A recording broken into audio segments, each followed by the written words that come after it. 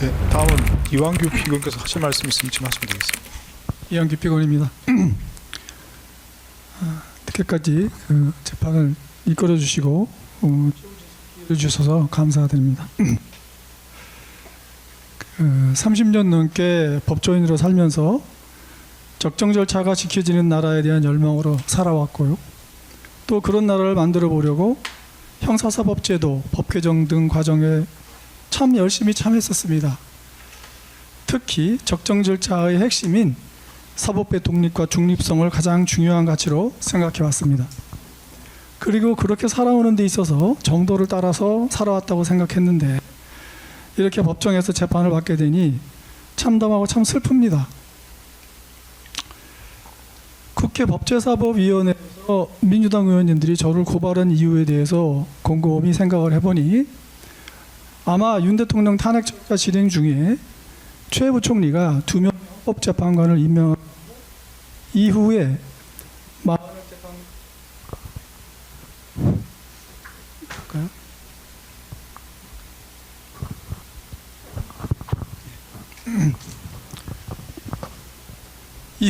마흔역 재판관을 임명하지 않은 상태에서 헌법재판소에서 권한쟁의 심판에서 임명 의무가 있다고 한 후에도 최 부총리가 임명하지 않은 기간이 있었는데 그때 제가 그 임명을 반대하였다는 것 때문 아닌가 생각을 합니다. 한덕수 총리가 여야 합의를 요청하다가 탄핵된 후 며칠 만에 최 부총리가 재판관 2명을 임명하였고 그 임명 시에는 누구와도 의논하지 않고 임명을 했습니다.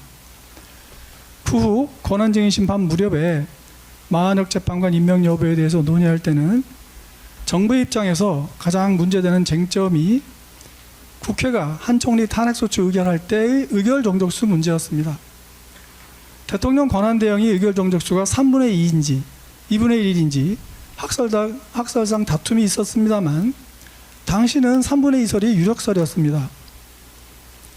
만약 헌재가 이 견해를 채택한다면 국회의 한 총리 탄핵소추 의결 자체가 불성립한 것이기 때문에 국회의 탄핵소추가 무효이고 따라서 부총리가 한 총리를 대항한 것도 법률적으로 무효가 되는 것입니다. 부총리가 행한 사실행위나 행정부 내부의 행위는 그 이전에 행해진 것을 사후에라도 보완할 수 있겠지만 외부적으로 행한 헌법기관의 임명이라는 법률 행위를 계속 유효한 것으로 할 수 있겠는지는 매우 불투명했습니다. 만약 헌재가 3분의 2라고 하면 이미 임명한 2명의 헌법재판관의 자격 여부도 다퉈질 것이었습니다. 그리고 당시에는 이미 한 총리에 대한 탄핵 심판의 심리가 종결돼서 한 총리 사건도 곧 선고될 예정이었습니다. 또한 최 부총리가 이미 2명을 임명해서 헌재가 심리를 진행하는 데에도 문제는 없었습니다.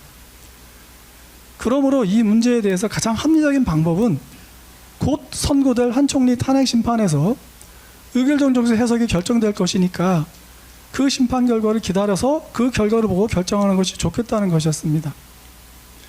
그렇기 때문에 정부는 헌재가 한 총리에 대한 탄핵 결정을 조금 더 빨리 결정해 주기를 바랐습니다. 이후에 곧 헌재에서 한 총리에 대한 탄핵을 기각하면서 의결 정족수 문제를 해석했고 이후 복귀한 한 총리가 곧 임명을 하였습니다.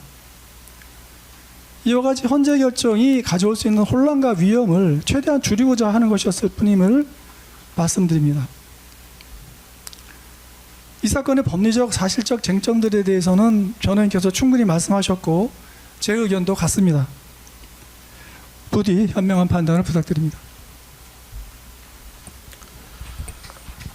네, 이제 절차를 마무리하겠습니다.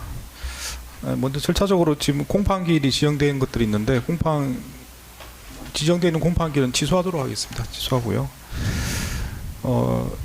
네, 오랜 시간 수고하셨습니다. 네, 특검에서는 공소 유지를 위해서 최선을 다하신 걸로 알고 있습니다. 변호인들께서는 피고인들의 변호를 위해서 또 최선을 다하신 걸로 알고 있습니다. 예, 양측에서 제출한 서명과 주장 등을 기초로 해서 판단하도록 하겠습니다. 헌법과 법률에 따라서 판단하겠습니다. 네, 선고기를 정하겠습니다.